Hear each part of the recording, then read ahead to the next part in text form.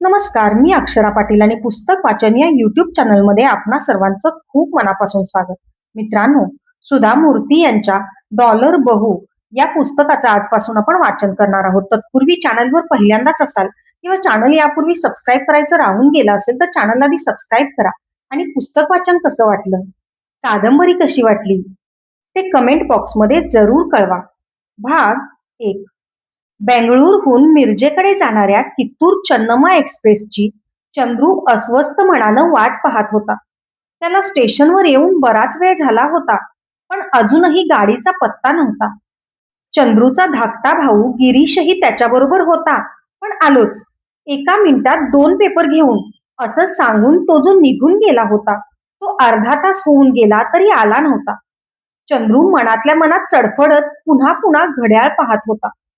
Railway सावकाश स्टेशनमध्ये शिरताना दिसली. ती सावकाश प्लॅटफॉर्मला लागली तेव्हा चंद्रूच्या मनाची अस्वस्थता थोडी कमी झाली. तरीही मनाच्या एका कोपऱ्यात कातरता भरली होती. वाटत होतं, आजवर न पाहिलेलं गाव, धारवाड, कसं आहे कोण जाणे. आयुष्यात प्रथमच आपलं लाडकं आणि चिरपरिचित माहेर सोडून अपरिचित पती मागून आनंदानं तरीही कातर मनानं जाणाऱ्या नवविवाहितेसारखी चंद्रूची मनस्थिती झाली होती. बेंगळूर, मंड्य, मैसूर, शिवमोगा या प्रदेशापलीकडे चंद्रू आजवर कधीही गेला नव्हता. आता शिक्षण संपल्यावर पहिल्या वहिल्या नोकरीच्या निमित्तानं तो धारवाडला निघाला होता. धारवाडमध्ये त्याला नोकरी मिळाली होती. आजकाल नोकरी मिळणंच कठीण असल्यामुळे हाताला लागलेली पहिली नोकरी सोडण्याचा प्रश्नच नव्हता. गावाचा मोह मोठा की पैशाचा मोह मोठा? राष्ट्रीय बँकेत टेक्निकल ऑफिसरच्या हुद्द्यावर काम करायचं म्हणजे चांगलीच नोकरी म्हणायची. त्यामुळे निरुपायानं तो धारवाडला जायला तयार झाला होता. कुठून तरी अचानक समोर आलेला गिरीश म्हणाला, गाडी आली चंद्रू, चल सामान दे. चंद्रू विचाराच्या तंद्रीतून भानावर आला. या गिरीशचा स्वभावच असा, क्षणभरही निवांत म्हणून राहणार नाही हा. सतत काही ना काही धावपळ चालूच असते याची. चंद्रू आपल्या जागेवर बसला. गाडी सुटताच त्यानं प्लॅटफॉर्मवरच्या गिरीशला हात हलवून निरोप दिला. गाडीनं हळूहळू प्लॅटफॉर्म सोडला आणि ती धावू लागली. बघता बघता गिरीशचा हलणारा हात नजरेआड झाला. गाडीनं वेग घेताच चंद्रूनं आत नजर टाकली. शेजार पाजारचे प्रवासीही काही वेळ आपापलं सामान नीट लावण्यात आणि आपापसात गप्पा मारण्यात गढून गेले. यंदा पाऊस काय करतोय कोण जाणे. गेल्या वर्षी बरा झाला पाऊस. यम्मी केरी, म्हशीचं तळं पूर्ण भरून गेलं होतं. त्याच्या मागच्या वर्षी सांगतो मी, घटप्रभेचा धबधबा असा भरून वाहत होता म्हणून सांगू, मस्त दिसत होता. चंद्रू ऐकत होता. मनातल्या मनात तो गडबडला होता. भोवतालची माणसं त्याच्या मातृभाषेतच म्हणजे कन्नडमध्येच बोलत होती, पण त्याला त्यातले कितीतरी शब्दांचे अर्थ समजत नव्हते. एखादी परक्या प्रांतातली भाषा ऐकावी तसं वाटून तो कावराबावरा झाला होता. तपकिरी रंगाचा कोट आणि काळी टोपी घातलेले एक प्रौढ गृहस्थ तळहातावर तंबाखू अंगठ्यानं मळता मळता शेजारी बसलेल्या पागोटेवाल्या गृहस्थांना बजावून सांगत होते, तू काहीही म्हण, पण मला हुक्केरीच्या बाळप्पाची गाणीच आवडतात. यावर ते पागोट आणि धोतरवाले गृहस्थ जोरात सांगत होते, असेल, पण मला मात्र बाले खासाहेबांची सतार फार आवडते. मुकाट्यानं बसलेल्या चंद्रूलाही बोलण्यात ओढत त्यांनी विचारलं, कुठल्या गावाला निघालाय? धारवाडला. असं होय. धारवाडला कुणाच्या घरी? अरे चा, हा काय प्रकार आहे? साऱ्या धारवाड मधल्या प्रत्येक घराची ओळख असल्यासारखं विचारतायत हे. कुठल्याच घरी नाही. मग नोकरीसाठी निघालाय वाटतं. होय, चंद्रूनं निरुत्साहानं सांगितलं. पुढचं संभाषण टाळण्याचा हेतू त्यात स्पष्ट होता. धारवाडमध्ये त्याचा दूरचा नातेवाईक कृष्णमूर्ती राहत होता. कृष्णमूर्ती म्हणजे किटीच्या घरची माणसं मूळची बेंगळूरची असली तरी गेली कित्येक वर्ष धारवाडला राहत होती. किटीच्या वडिलांनी तर तिथं स्वतःचं घरच बांधलं होतं. किटीलाही धारवाडमध्येच नोकरी लागली होती. तो आणि चंद्रू साधारण बरोबरीच्या वयाचेच होते.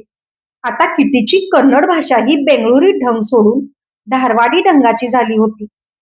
चंद्रूला घेऊन जाण्यासाठी आपण स्टेशनवर येत असल्याचं किटीनं कळवलं होतं. त्याच्या घरी जास्तीत जास्त आठवडाभर राहता येईल. वेगळी खोली किंवा घर बघण्यासाठी त्यानं किटीलाही सांगून ठेवलं होतं. किटीनं घर पाहून ठेवलंय की नाही देव जाणे. गाडी तुमकूरला थांबली. काळ्या टोपीवाल्या गृहस्थांनी चंद्रूला विचारलं, आमच्या बरोबर जेवताय काय? चपात्या आहेत. चंद्रू चकित झाला. अपरिचित तरुणाला आपल्याबरोबर जेवायला बोलवण्या इतकं औदार्य किती माणसात पाहायला मिळतं. नकळत त्याच्या आवाजात सौम्यपणा आला. नको नको, थँक्स. मी जेवण करूनच घराबाहेर पडलो. सहप्रवाशांनी आपापले जेवणाचे डबे उघडले. चंद्रू बाहेरच्या मैदानावर नजर खेळवून उद्याचा विचार करण्यात गढून गेला. सुरेख सुमधुर स्वर, कुणीही मोहून जावं असे स्वर. चकित झालेल्या चंद्रूच्या मनाला ग्रासून टाकणारे सारे विचार क्षणार्धात नाहीसे झाले आणि त्याचं मन एका स्वरांवर एकाग्र झालं. पार्टिशनच्या पलीकडून गाणं ऐकू येत होतं. वसंत बनिती गाते कोकिळ, राजमुद्रेची तिला न आशा. कोकिळा कंठी कुणी गायिका पलीकडे अति सुरेल स्वरात आत्ममग्न होऊन गात होती. कुठल्याही वाद्याची साथ नाही. साधं सरळ भावपूर्ण गाणं. अगदी हलक्या आवाजात गाणं सुरू झालं. बघता बघता डब्यातले इतर सारे आवाज थांबले. केवळ गाण्याचा आवाज चढत राहिला आणि काही क्षणातच त्यानं संपूर्ण डबा भारून टाकला. सारेच माना डोलावत तल्लीन होऊन गाणं ऐकत होते. चंद्रू त्या गंधर्व लोकातल्या गंधर्व गायनात पूर्णपणे बुडून गेला होता. मागं राहिलेल्या बेंगळूरचं आणि पुढे येणाऱ्या धारवाडचं भानही काही क्षण त्याला राहिलं नाही. गाणं संपलं. पाठोपाठ हसण्याचा किलकिलाट कानावर आला तेव्हा चंद्रू भानावर आला. तो तरुणीचा आवाज ऐकताना त्याला आपण कित्तूर एक्सप्रेसमध्ये आहोत याची जाणीव झाली. पाठोपाठ मागणी आली, वन्स मोर विनू. अच्छा, या अभिनव लता मंगेशकरचं नाव विनू आहे तर. पण विनू म्हणजे काय? वनिता, वंदना? त्या सुरेल स्वरांच्या मालकिनीला पाहण्याची इच्छा चंद्रूच्या मनात प्रबल झाली. पार्टिशन मागून धारवाडी कन्नड भाषेत तोच स्वर पुन्हा ऐकू आला. नको ग बाई, पुरे आता माझं गाणं. 10:30 वाजून गेले आहेत. लवकर झोपलं नाही तर धारवाडऐवजी पुढं लोंढ्याला उतरायची पाळी येईल. त्या विनूनं आणखी गाणी म्हणण्याचा प्रस्ताव धुडकावून टाकला. चंद्रूला त्या बोलण्यामुळे बरं वाटलं.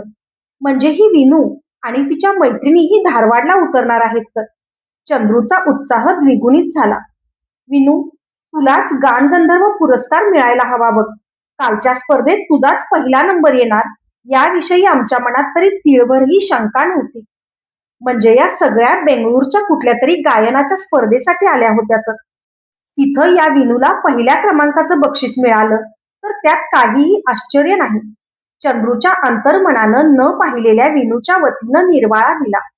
खरंच ग, काल तू तुंगात तीरविहारी गात होतीस तेव्हा जज्जांसह सगळेच कसे माना डोलावत होते. ते सगळं ठीक आहे, पण आता गाणं बंद. उद्या दुपारी लेडीज रूम मध्ये हवं तर म्हणेन. समजलं? बहुधा मैत्रिणींना एवढं बजावत विनू उठून उभी राहिली असावी. काचेच्या बांगड्यांचे आवाज ऐकू आले. चंद्रूच्या ज्ञानात आणखी भर पडली. या कॉलेजमध्ये शिकणाऱ्या मुली दिसतायत. एक्सक्यूज मी, मिस्टर उठता ना? तोच आवाज.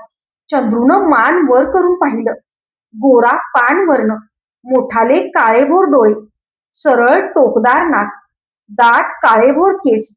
अपरिचित तरुणाबरोबर बोलत असल्यामुळे चेहऱ्यावर उमटलेले मिश्र भाव. एका हातात बेडशीट आणि उशी, दुसऱ्या हातात तिकीट. माझी सीट आहे ही. चंद्रूचं तिच्या बोलण्याकडे लक्षच नव्हतं. तो तिच्याकडेच भान हरपून पाहत राहिला. धारवाडी काठापदराची साधी सुती साडी आणि लाल काचेच्या बांगड्या घातलेल्या निराभरण सुंदर युवतीनं त्याचीही गत केली होती. हा माझा बर्थ आहे, तिनं पुन्हा सांगितलं तेव्हा चंद्रू भानावर आला. तिच्या बोलण्याचा अर्थ समजताच तो उत्तरला, नाही, हा माझा बर्थ आहे, G28.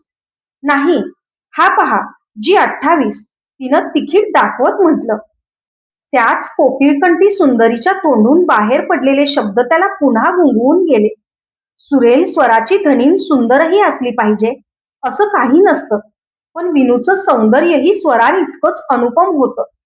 दोघांनाही एकच बर्थ दिल्याचं दोघांच्याही लक्षात आलं. ज्यानं ही चूक केली तो क्लार्क आता बेंगळुरात आपल्या घरी पांघरून ओढून गाढ झोपला असेल. पण आता काय करायचं? चंद्रू उठला आणि टीसीला शोधायला गेला. विनू G28 बर्थवर मटकन बसली. चंद्रू बरोबर आलेल्या टीसीनं स्थितप्रज्ञ वृत्तीनं दोघांच्याही तिकिटांवर नजर टाकली आणि ही एक नेहमीचीच सर्वसामान्य घटना असल्याप्रमाणे म्हणाला, विनिता F19G28 आणि चंद्रशेखर M24G28. दोघांनाही एकच नंबर दिलाय खरा. तूर्त काहीतरी ऍडजस्ट करून घ्या. पुढच्या स्टेशनवर बघूया काय करता येईल ते. अशा प्रकारे काहीही निश्चित न सांगता आडव्या भिंतीवर दिवा ठेवल्यागत बोलून तो निघून गेला. चंद्रू पुढे प्रश्न उभा राहिला. या देखण्या विनू बरोबर कसं ऍडजस्ट करायचं? निरुपायानं चंद्रू म्हणाला, तुम्ही बर्थवर झोपा. आता तरी मी होल्डॉल खोलून खालीच झोपतो. विनिता ही संकोचून म्हणाली, माझ्यामुळे उगाच तुम्हाला त्रास. छे, यात तुमचा काय दोष? पुढं काही न बोलता विनिता पलीकडे वळून झोपली. चंद्रू होल्डॉल खोलून आडवा झाला. न राहून त्याची तिच्याकडे नजर गेली. विनिताची जाड आणि लांब सडक नागवेणीही विसावलेली त्याला दिसली. डोळे मिटले तरी गाण्याचे ते स्वर चंद्रूच्या कानात रुंजूनत होते. गाडी मंद लयीत हेलकावत होती. त्याच तंद्रीत चंद्रूला गाढ झोप लागली. घाईघाईनं एका हातात सुटकेस आणि दुसऱ्या हातात कसाबसा गुंडळलेला होल्डॉल घेऊन लुंगी नेसून स्टेशनवर उतरलेल्या चंद्रूला कुणाच्या तरी हास्याचा गडगडाट ऐकू आला. हौशी आणि छान छौकीनं राहणाऱ्या चंद्रूच्या दृष्टीनं हे अगदीच अपमानास्पद होतं. स्टेशनवर येणाऱ्या किटीला कसं टेचात सामोरं जायचं याविषयी त्यानं बरंच काही ठरवलं होतं. इस्त्रीचे रुबाबदार कपडे, त्यावर सेंटचा घमघमाट, ऑफिसरच्या थाटात स्टेशनवर उतरायचा घाट चंद्रूनं घातला होता. पण प्रत्यक्षात घडलं ते वेगळंच. रेल्वे अलिप्तपणे पुढच्या प्रवासासाठी धावू लागली. चंद्रूनं धारवाड स्टेशनवरून नजर फिरवली. छोटंसं स्टेशन, बेंगळूर मधल्या मल्लेश्वरम स्टेशन सारखं. स्वच्छ स्टेशन, मोजकीच माणसं इथं तिथं वावरत होती. रेल्वे निघून गेल्यावर स्टेशन आणखी शांत वाटू लागलं. चंद्रूनं अपेक्षेनं भोवताली पाहिलं, पण ती कोकिळकंठी रूपसुंदरी कुठंही दिसली नाही. ती आणि तिच्या मैत्रिणी केव्हा निघून गेल्या होत्या कोण जाणे. हातातलं सामान ठेवून लुंगी सावरत चंद्रूनं पाहिलं. समोरच किट्टी उभा होता. त्यानंच खदाखदा हसत विचारलं, हे काय रे चंद्रू, तू रेल्वेनं आलास की पायी चालत? पाठोपाठ त्यानं जुन्या सलगीनं पाठीवर थाप मारली. त्या सलगीच्या थापेसरशी चंद्रूची पाठ वाकलीच. सॉरी किट्टी, काय सांगू तुला, भयंकर झोप आली होती. टीसीनं न धारवाड आलं तुमचं, उठा म्हणून जागं केलं तेव्हाच जागा झालो. टीसीनं उठवलं नसतं तर तू बेळगावला किंवा मिरजेलाच गेला असतास सरळ. म्हणत किट्टीनं चंद्रूच्या सामानाला हात घातला. 5 मिनिटं थांब किट्टी, मी अशा अवतारात येणार नाही. आता कपडे बदलून येतो. म्हणत चंद्रू वेटिंग रूमच्या दिशेनं गेला. तो कपडे बदलून आला तोवर सिटी बस निघून गेली होती. रिक्षावाल्याबरोबर किती वाटाघाटी करीत होता. लुकड्या घोड्यांचा टांगा बघून चंद्रू म्हणाला, किट्टी, तुमच्या गावातल्या रथातून जायचं काय? दोघंही टांग्यात चढले. आळस झटकून नुकतंच जागं झालेलं धारवाड शहर मंद हसत होतं. टांग्यातून जाताना चंद्रू आश्चर्यानं त्याचं निरीक्षण करीत होता. उंच चढाच्या रस्त्यावर घोडं धापा टाकू लागलं. हे चंद्रूला पाहावेना. तो म्हणाला, बाबा रे, मला स्वर्गाची काही कल्पना नाही, पण या घोड्याचा नरक यातना मला बघवत नाही. तो टांग्यातून खाली उतरला. पुन्हा उतार लागताच टांग्यात चढला. किटी मात्र याकडे नेहमीचीच गोष्ट असल्याप्रमाणे हसत बघत होता. टांग्याचा आवाज ऐकून शांतम्मा बाहेर आल्या. ये चंद्रू, ये. बरा आहेस ना? कसा झाला प्रवास? छान झाला, चंद्रू म्हणाला. सुरेल स्वरांची सोबत असल्यावर प्रवास उत्तम होणारच ना. चंद्रू, आज मी रजाच काढली. तुला धारवाड गाव दाखवतो. इडली खात किटीनं सांगितलं. ते राहू दे, आधी आपण घर बघूया. अरे असा काय करतोस? इथंच आमच्या घरी का राहत नाहीस? हा काही 1-2 दिवसांचा प्रश्न नाही किटी. इथं नोकरीसाठी मी जितके दिवस थांबेन तितके दिवस मला खोली हवीच ना. का रे, इथं येऊन कामावर हजर होण्याआधीच इथून जाण्याचा सूरच काढतोयस? तसं नव्हे रे. नाही म्हटलं तरी हे काही आपलं गाव, आपला प्रदेश नाही. इथं आपले कुणी मित्र नाहीत की कुणी नातेवाईक नाही. पहिलीच नोकरी सोडायची नाही म्हणून मी एवढ्या लांब आलोय. तिथंही 2 इंटरव्ह्यू देऊन आलोय. बेंगळूरमध्येच एखादी चांगली नोकरी मिळाली, पगार थोडा कमी असला तरी चालेल, पण मी लगोलग निघून जाईन हे मात्र नक्की. बरं, तुझा आग्रहच असेल तर बघूया. 4 जणांना सांगून ठेवूया. इथं लवकर घरं मिळतात. तुझ्या छोट्या ब्रह्मचार्याच्या संसाराला एखादी छोटी खोलीही पुरेशी आहे. किटी म्हणाला. एका दिवसात सारं धारवाड पाहून झालं. धारवाड विद्यापीठाचा परिसर, सोमेश्वराचं देऊळ आणि कित्तूर चन्नम्मा पार्कही पाहून संपलं. चंद्रू, मला तर धारवाडची फारच सवय झाली आहे. इथं शिक्षण झालंय. गावभर भरपूर मित्र आहेत. काही कारणानं परगावी जावं लागलंच तर माझा श्वास कोंडल्यासारखा होतो. खरंच, प्रत्येकाला आपापल्या गावाविषयी असंच वाटतं. चंद्रू उत्तरला. पावसाळ्याचे दिवस असल्यामुळं सर्वत्र हिरव्या रंगाचा महोत्सव चालला होता. शेकडो फुलांचे ढीग मनाला भुरळ घालत होते. धारवाडची तांबडी माती चपलांची सलगी वाढवू पाहत होती. चाफ्याच्या सुगंधाबरोबर शेवंतीचं संमेलन चाललं होतं. धारवाडचं वातावरण कितीही अरसिक व्यक्ती असली तरी तिला रसिक करून टाकत होतं. धारवाडचा श्रावण मन मोहून टाकत होता. किटीचा हा स्वर्ग कितीही सुंदर असला तरी चंद्रूचा बेंगळूरवरचा मोह कणभरही कमी व्हायला तयार नव्हता. त्याच्या म्हणण्याप्रमाणे बेंगळूर म्हणजे नखरेल आकर्षक तरुणी, तर धारवाड मुग्ध बालिश तरुणी. बेंगळूरहून येऊन 3 दिवस झाले होते. सकाळी शांतम्मा किट्टीला म्हणाल्या, तू चंद्रूसाठी खोली पाहिजे म्हणून सांगितलं होतंस का? माळमड्डीवरच्या भीमण्णा देसायांची जागा भाड्यानं द्यायची आहे म्हणे. तुझा तो शानबाग आला होता सांगायला. लगोलग चंद्रू आणि किती चढ उतारावर वसलेल्या माळमड्डीकडे निघाले. तारेचं कंपाऊंड असलेल्या विस्तीर्ण बागेनं वेढलेलं जुनं घर, लाल कौलांनी शाकारलेलं. भोवतालची बाग भरपूर फुलझाडं, फळझाडांनी भरलेली. कितीतरी प्रकारची झाडं, नीट रांगेत लावलेली पेरूंची, आंब्याची आणि फणसाची झाडं, केळ्याच्या झाडाचं बन, फुलांची मुबलक झुडपं, चाफा, जुई, मोगरा, पारिजात, अगदी कौतुक वाटावं असं बकुळीचंही झाड, विविध रंगांची आणि आकारांची डेलियाची फुलं. चंद्रूला वाटलं, किती म्हणत होता घराभोवती बाग आहे, इथं तर बागेमध्येच घर दिसतंय. त्यानं बेंगळूरमध्ये असं झाडांनी घेरलेलं घर पाहिलंच नव्हतं. 30 बाय 40 फुटांच्या साईटवर 3 मजली घर बांधलेल्या किष्किंधा नगरीचीच त्याला सवय होती. मातीच्या कुंड्यांमधून रोप लावून तयार केलेला बगीचाच त्यानं पाहिला होता. क्षयरोगग्रस्त मानव समूहानं व्यापलेल्या बेंगळूरमध्ये तो इतके दिवस राहिला होता. आता त्याच्यासमोर आरोग्यपूर्ण धारवाड उभं होतं. त्याला मनोमन हा फरक जाणवला. घर दुमजली होतं. बहुतेक वरचा मजला भाड्यानं द्यायचा विचार आहे की काय कोण जाणे. चंद्रू मनोमन विचार करू लागला. जागा केवढी असेल, आपल्याला परवडेल की नाही. कितीनं घराच्या दारावर थाप मारली. दरवाजा उघडला गेला आणि चंद्रू अवाक होऊन उभा राहिला. घराचा दरवाजा रेल्वे प्रवासात भेटलेल्या गानकोकिळा सुंदरी विनितानं उघडला होता. विनितेच्या चेहऱ्यावरही आश्चर्याचे भाव उमटले. त्या दोघांच्याही प्रतिक्रियांकडे कितीचं लक्ष नव्हतं. त्यानं विचारलं, आहेत काय भीमांना?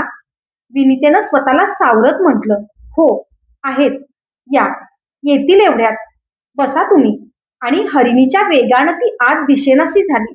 जुनाट सोफा आणि जुन्या खुर्च्या पाहताच घराच्या आर्थिक परिस्थितीची कल्पना येत होती. चंद्रूनं मनोमन ठरवलं, काही झालं तरी हीच खोली आपण भाड्यानं घ्यायची. त्यानं अकारण आणखीही एक ठरवलं, गाडीतल्या विनितेच्या भेटीविषयी कितीला काहीच सांगायला नको. भीमण्णांनी सांगितलेल्या सगळ्या अटी मान्य करून खोलीचं पक्क करून तिथून निघताना चंद्रू उल्लसित झाला होता. कितीची मात्र भुणभुण चालली होती. काही म्हण, मला तरी भाडं जास्त वाटतंय. तू उगाच दडपणाखाली हो म्हणू नकोस.